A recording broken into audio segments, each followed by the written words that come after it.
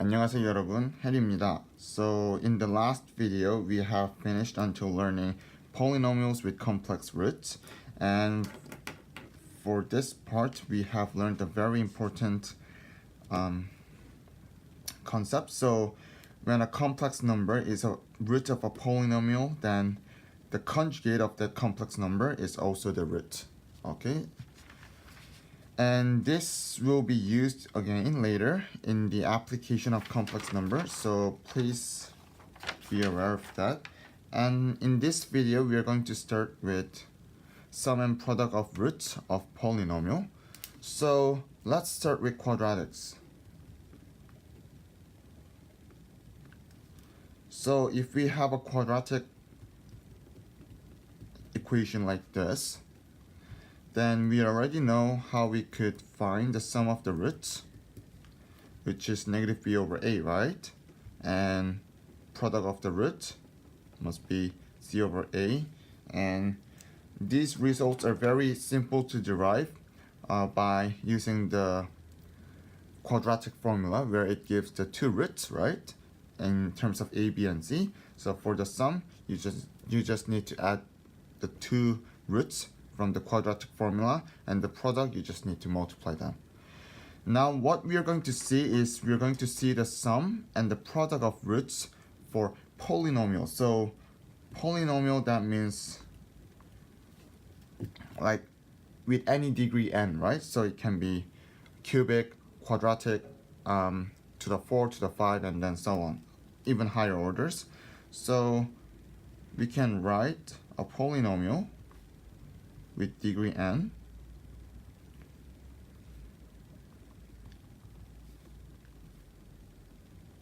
like this. Oh, it doesn't necessarily be 0. So okay, and after if we want to find the roots, then we let this equals to 0 because y becomes 0, right? And the sum is, you can find the sum of the roots by doing a very similar thing for quadratics. And product, we have it like this. Then how can we understand this result? So one thing is that it's very, very hard to find the equation that gives you the root for degree n polynomial. So you can do that until the degree 5. So that means we can't prove this like what we did for quadratics. So we are going to see an example. So after quadratics, let's look at cubic function. This, right? So the very first coefficient is a, and according to the fundamental theorem of algebra, there must be at most 3 roots, right? So some roots can be repeated, but still, let's say it has 3 roots, and then let's write it like that. And well, p, q, and r can be anything. So if p and q are the same, then that means 2 repeated, and if they're all the same, then 3 repeated. Okay, so we can write it like this.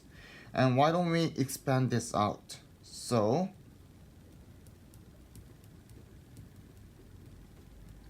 like how you expand it, just expand it one by one.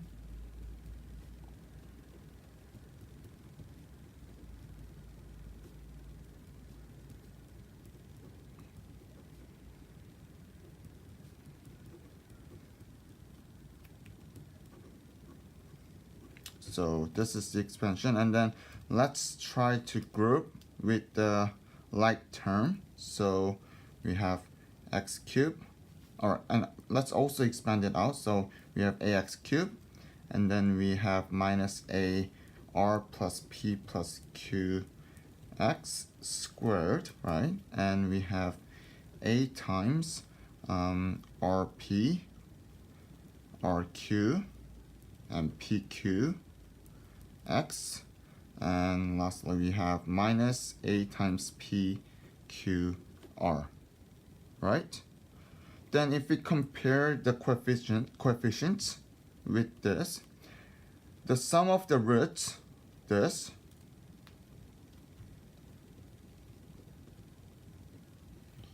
would be b, right? So that means the sum of the roots will be negative b over a.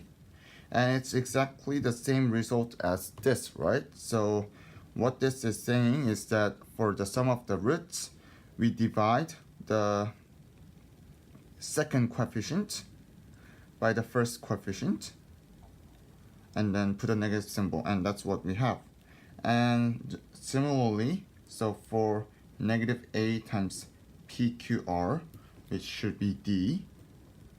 So, and if we rearrange this, the product of the roots must be negative d over a, and it's a bit different with quadratics because as you can see, so for product we have negative 1 to n, and for a cubic function the degree n must be 3, so we have a negative sign here. Okay, so we can simply derive the equation for the sum of the roots and the sum of the product of the roots by comparing the coefficients, and you can do this for degree n as well. So let's you say that there are n roots, and then if you solve it, then you'll have this property. So it's not that hard to derive these formulas. Okay. All right, then let's try to see an actual example. So let me just write it on the next page. So let's say we have a degree n polynomial.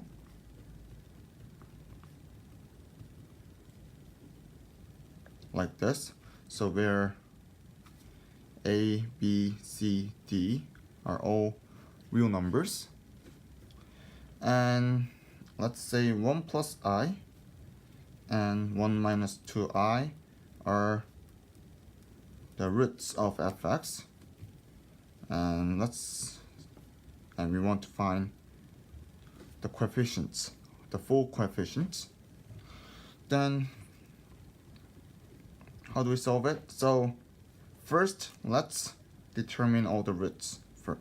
So 1 plus I and 1 minus 2i are the roots, and they're both complex numbers. So that means the conjugate of them, which is 1 minus I and 1 plus 2i respectively, these two must be the roots as well. Then we have the 4 roots, right? And it's degree n, so we found all roots.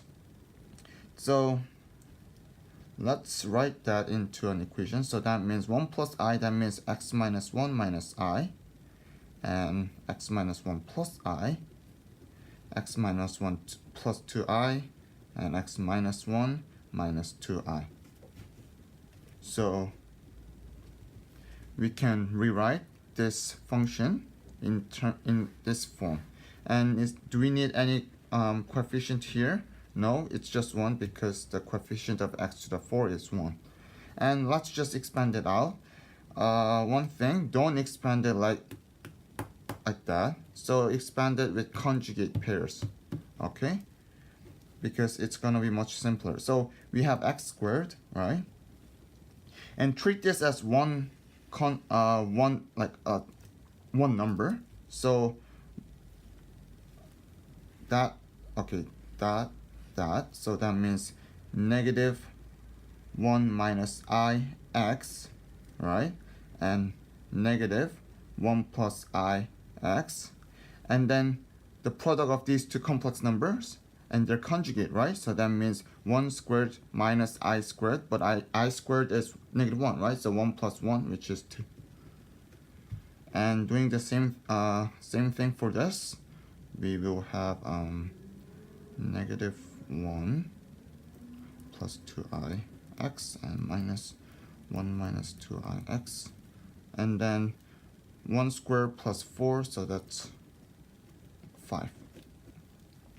Alright, the reason why it's better to multiply the conjugate pairs first is because you can somehow cancel the imaginary part, not somehow, but you can easily cancel out the imaginary part of the intermediate term. So that's negative 1 plus I x, and that's negative 1 minus ix, so ix cancels. So we have negative 2x.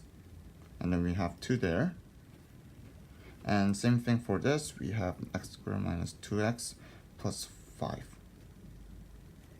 And then what we do, we can just expand this out. And note that it's also, alright, no. So just expand it, x to the 4 minus 2x cubed plus 5x squared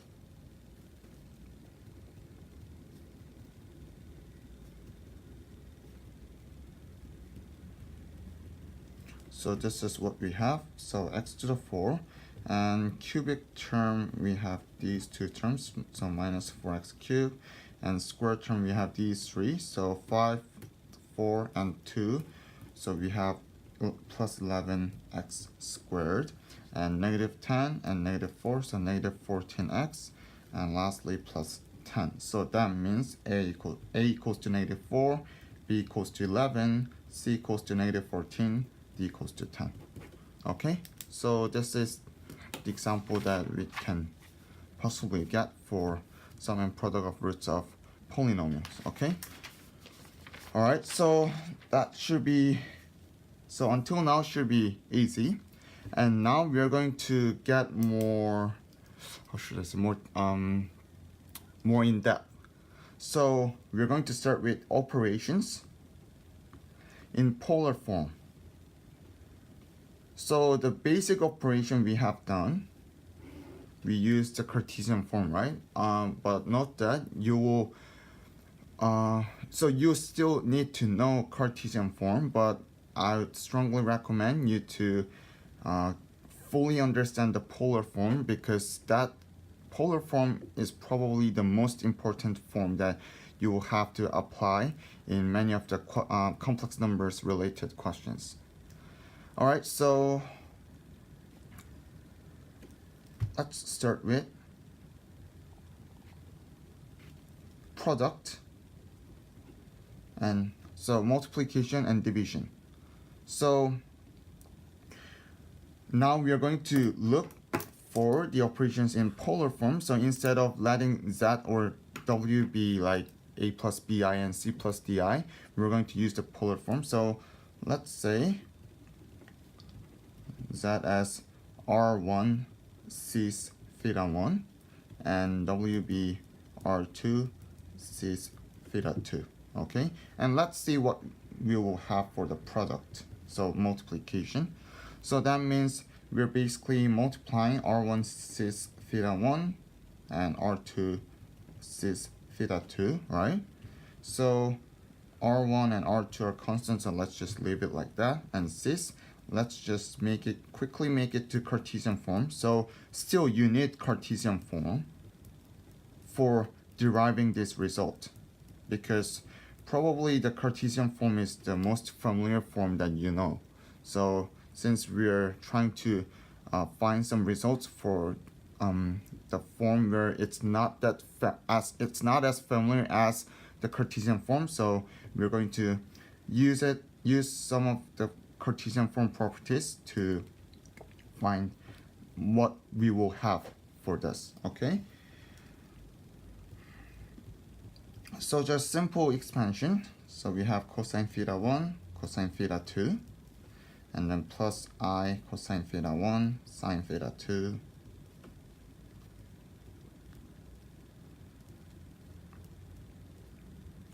and I squared, so minus sine theta 1, sine theta 2.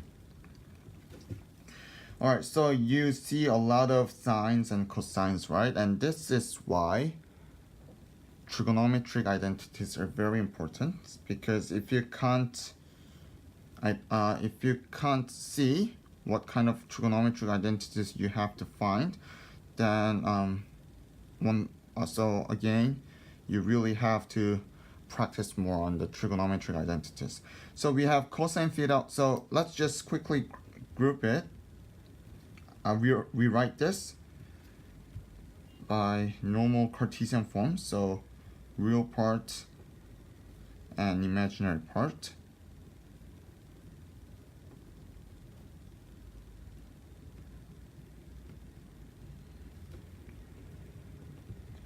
Then what is this? Cosine, cosine, sine, sine. That's the compound angle formula for cosine, right?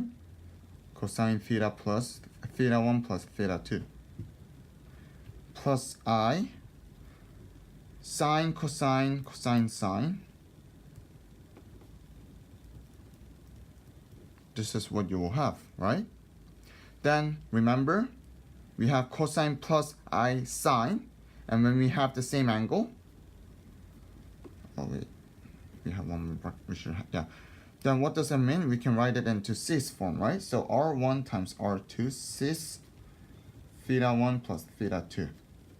So we can see that for the product of two complex numbers in polar form, the modulus of it will be just the modulus of each complex number and multiply each other, and the argument of their product is simply just adding argument by argument.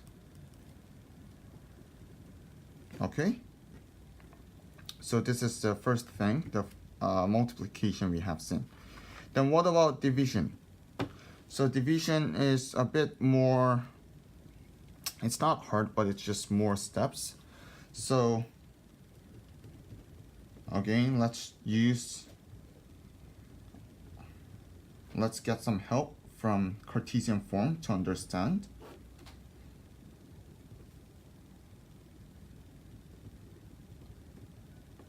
So R1 and R2 are just constant, so let's just take it, let's just leave it. And so here we have a complex number in the denominator and the numerator. And remember, when we had a complex number in the denominator, we multiplied the denominator by its conjugate to make it real. And in order not to affect the equality, we also multiply that conjugate to the numerator. So the conjugate of the denominator should be cis minus theta 2 or cosine theta 2 minus I sine theta 2, right? So why don't we multiply that to this fraction?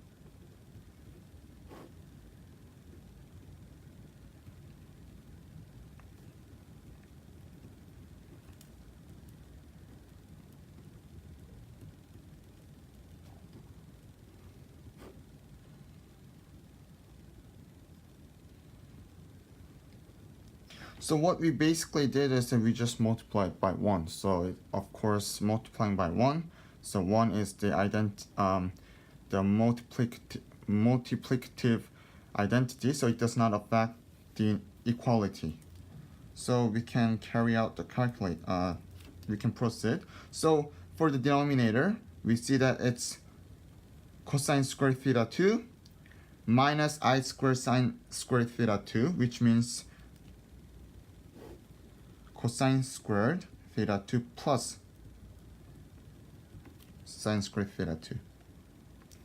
Then what about the numerator? So we will have to expand it out.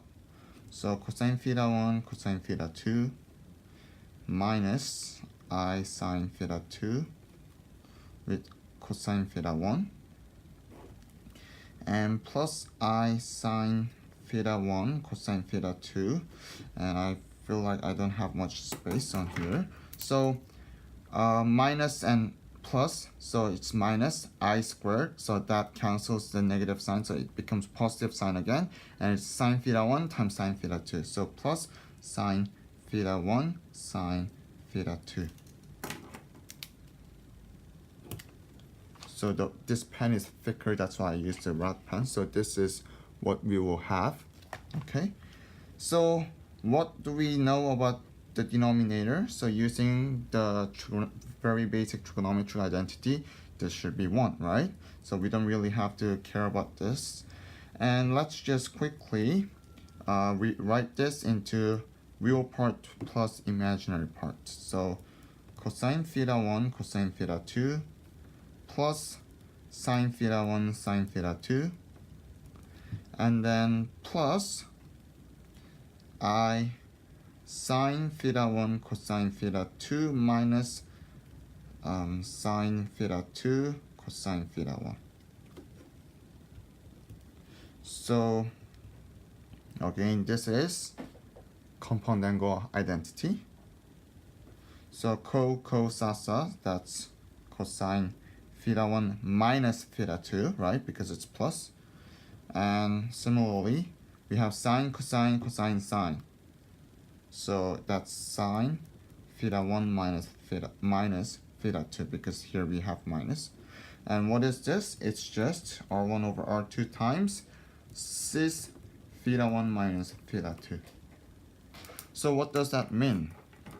So it means that when you divide two complex numbers, and if you can convert those complex numbers into polar form, then the modulus of that division is simply the division of their modulus, and the argument becomes the subtraction. Okay, then some may ask, why do we learn this? Well, first I will tell you, so your calculation with complex numbers, so those basic operations like addition, subtraction, multiplications and division, and especially for multiplication and division, you can be much faster when you use this property. Okay, and also one thing to tell you is that what does this mean graphically? So if I say graphically in complex numbers, that means we're using Argand's diagram. So let's look at negative 2 minus I, a complex number with real part as 2 and imaginary part as negative 1. So this is where 2 and minus 1 is, right? And let's say we want to find the coordinate. So let's call this as A. So that means A equals 2. So A is 2 minus I. And let's say we want to find a point where it's rotated by 2 pi over 3 anti-clockwise. So, okay, 2 pi over 3 should be much wider, but please understand that I rarely sketch on scale, so 2 pi over 3. And we want to find this coordinate. So please be aware that don't try to find this coordinate by actually using maybe cosine rule, because you have the angle, and since the length must be the same, and you may try to let this be x plus something iy, and then no, don't do that. Okay, so what you can try is that simply you just need to multiply this by cis 2 pi over 3. Why? Okay, what's the modulus for cis 2 pi over 3? It's 1, right? So that means it doesn't affect the modulus of A. So still, this length will be conserved. What about cis 2 pi over 3? What effect does that have? So remember, when you have a complex number z, and when you multiply another complex number in cis form, in polar form, then simply you just add the angle, right? So that means we have a complex number, and if you just want to add the angle by 2 pi over 3, then that's what we will have, right?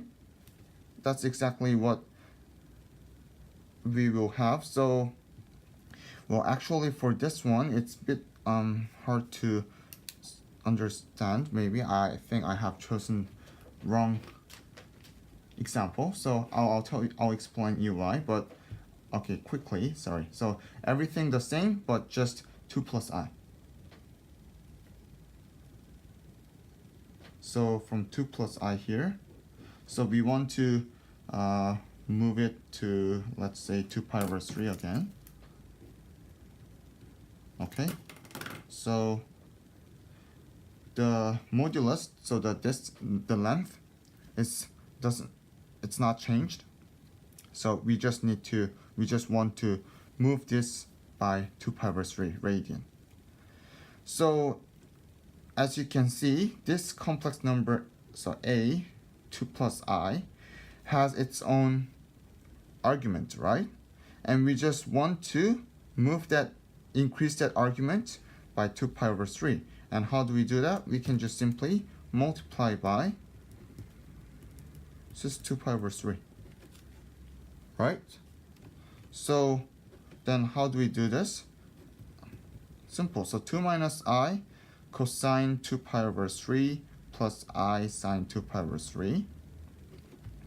So what's 2 pi over 3? So it has the same value as pi over 3, but just the opposite sign for cosine. And for sine, it should be the same for sine pi over 3. So that means it's negative half, right? And I sine 2 pi over 3, that's just simply this, right? So that means you just need to expand this out. So negative 1 plus I root 3 plus half I minus I squared, so that's plus root 3 over 2. So that means 2 root 3 minus 1 plus root 3 plus half. So this should be this complex number. So that means this is root 3 over 2 minus 1, and that's root 3 plus half. Okay? Alright, so the reason why I'm not using this example for this is because, as you can see, this 2 minus I, so if you find the argument of 2 minus I, that it's arctan negative 1 over 2, which is approximately negative, like, I don't know, maybe like 20 degree, around that. So that means it's negative 20 degree, right? Then how much has it moved? It's not exactly 2 pi over 3. It's, so,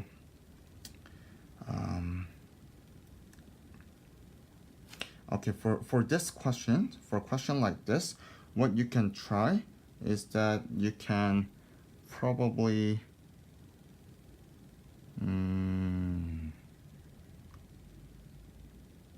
lift this up as 2 plus I, and then, so as I said, that is negative 20 something, so that should be 20 something, right, degree. So you can find how much angle it has been moved up, and then you can find the coordinate, and so you can think like this. So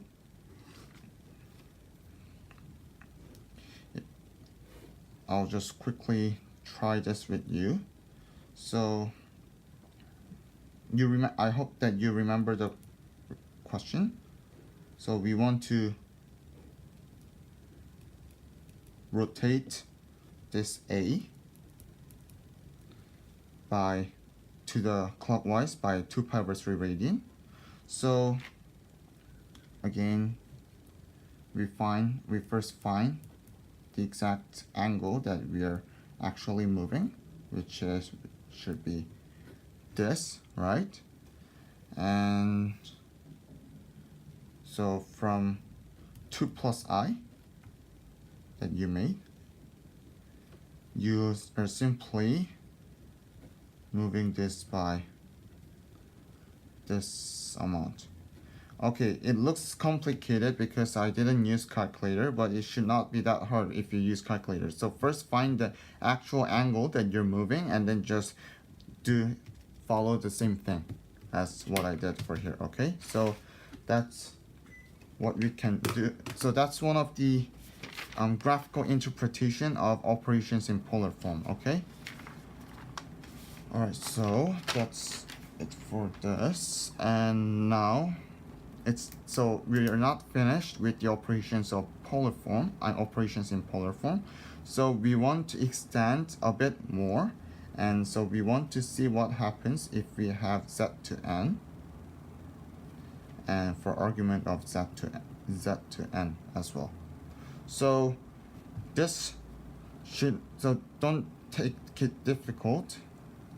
It's just n number of z multiplied, and using what we have, so we have seen that we could just simply take the modulus of each, right? So that means it's the modulus of z to the n. And very similar to the arguments as well. So that means argument of z times z n times, right? So that's simply argument of z plus all the way to the argument of z, and again that's n times. So n times argument z. And from this we have a very important theorem. So as I said in the last video, I can't really pronounce this properly, sorry. So I'll just pronounce how we can pronounce this in Korean. So it's called Muruba theorem. So what it states is that when you have a complex number in polar form, and if you have a degree n, I mean to the power n, you will have r to n cosine n theta plus I sine n theta. So in other words, when you have r cis theta to n, it's just r to n cis n theta. Okay. For the proof, you may be asked to do it, but not just purely using complex number, but by using mathematical induction. That one of the proof that you have to know for HL syllabus. Okay. So I'll come back to this in mathematical induction later. And yeah, so what can we do with this? So let's try to look at some examples. So let's say we want to find the values of n such that 1 plus root 3i to n is a real number. And I remember this is from, I think, a 2009 May or November past paper in section A.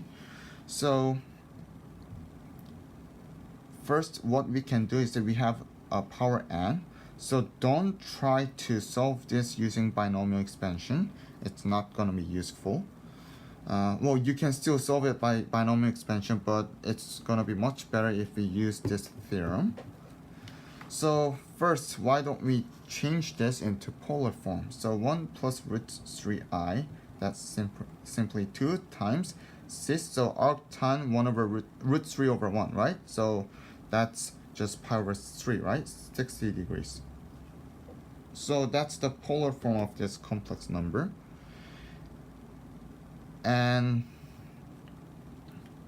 we have the power n. That means 2 cis pi over 3 to n. So we have 2 to n cis n pi over 3. And we want to find the values of n where this becomes real. So what does that mean? So if you make this into Cartesian form again, this is what you will have, right?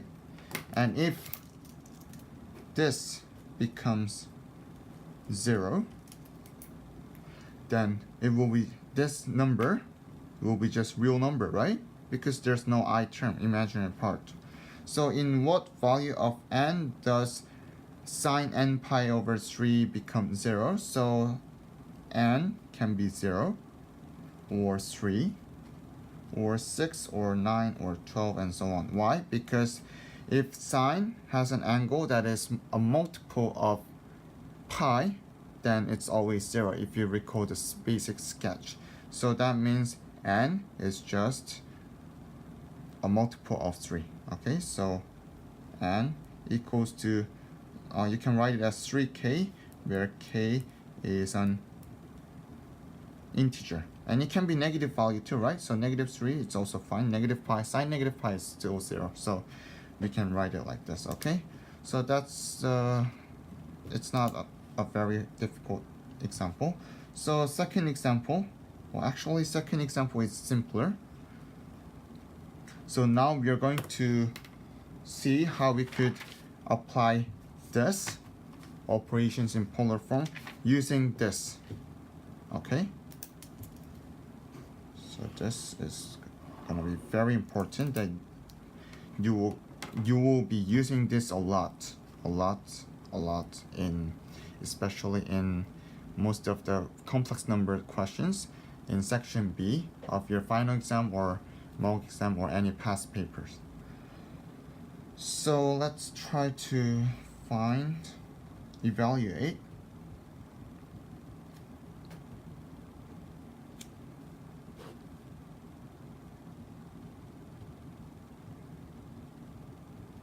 this value. So again, well, if you really want to use binomial expansion, I wouldn't stop you, but you'll lose a lot of, like, not a lot, you'll lose tremendous time to solve this using binomial expansion. And one thing, so that means we don't need binomial expansion at all? Well, actually you need it for something later. So when you have to do with, so later I'm going to talk about some applications of complex numbers, and for that part so there's a specific type where we need the binomial expansion, but for this one we have much better tool to use, right? We have a much better tool. That means why don't we just use this instead of binomial expansion? So that's 6 pi over 4, right? 6 pi over 4 to 4, and 6 pi over 6 to 8. So that's simply 6 pi, right? And that's 8 pi over 6. Alright, so you can either just directly evaluate this, which is -1, but what I'm going to do is that I'm going to apply this division with polar form. So that means we subtract pi by the angle in the denominator. So that's 6 pi minus 4 pi over 3. And it will give us 6 negative pi over 3, right? And negative pi over 3, so remember it's just a conjugate of 6 pi over 3. So that's just cosine pi over 3 minus I sine pi over 3. Or you can just recall the properties of sine and cosine functions. So cosine is an even function, sine is an odd function, so we have this result. So cosine pi over 3 should be very, very, very simple, which is half, right? And this is what you will have, okay? So maybe that's the, oh, okay, one last thing before we finish. So we are going to learn the last form called the Euler's form. So remember when we first learned complex number, I told you that we have to learn 3 forms, right?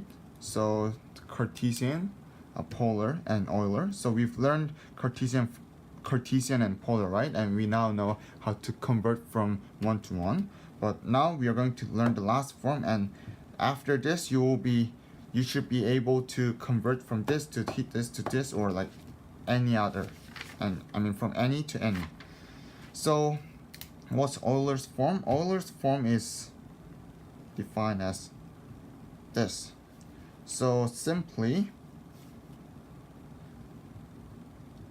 so imagine that so imagine that R is just 1. We have this result. So it's a relationship between the trigonometry functions with exponential. How do we derive this? Why do we have this? You can prove this by differential equation. So that's not with IB differential equation in HO calculus option. So you can probably derive this in your university math differential equation using the uniqueness of differential equation. So yeah, so the proof, you don't really need to know it. So from this, when r equals to 1 and theta equals to pi, we have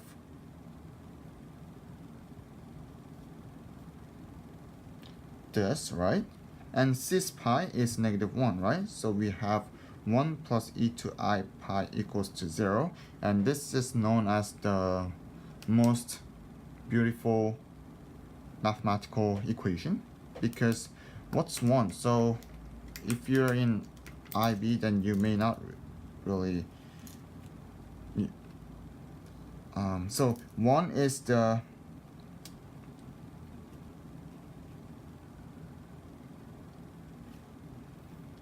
one is the multiplicative identity. So what that means is that whatever you multiply something to 1, you always have that value, right? So that in that case we call it as identity. So then 0 is the additive identity. What's E? E is a fundamental constant of calculus. You'll see why if you learn some like limits later in maybe IBHO calculus option, or even higher like a more advanced calculus in university. And pi is a fundamental constant of geometry. So pi allows us to find the area or circumferences of all the curved shapes, right? Non-polygon shape. And I is a fundamental constant of complex number. So with all these important numbers, we have this equation. Well, so that's why I find complex number is very interesting. But if you don't think it's an interesting fact, then never mind. So what can we do with this? So first, whenever you have a polar form like this, that means you can write a complex number in this Euler's form. So just remember that the angle must be the same and the modulus should be the same too. So what can we use this, and where can we use this? For example, when you have an exponential form where the exponent is a complex number, then what we can do is that first, so for example, if you have something like this, you can't take natural log, because complex number is not defined in complex number is not defined in logarithm. So which, in other words, logarithm is only defined in real numbers. Okay, so for this one, what we can do is that we just need to do something with 2. Clearly 2 is a real number. That means we can write it like this, right? The reason why I'm changing 2 in this form is because we need the base as e, right, in order to use Euler's form. That's why the only way to convert the base to another number, or e, is this. So that means, so you just multiply the power, so e I ln 2. So this is what you will have. And what does this mean? It's basically cis ln 2, right? And that's cosine ln 2 plus I sine ln 2. And you may use your calculator to evaluate this value, and you'll have a complex number in a polar Cartesian form. Okay, another example you may wonder if you learn complex numbers, so I to I.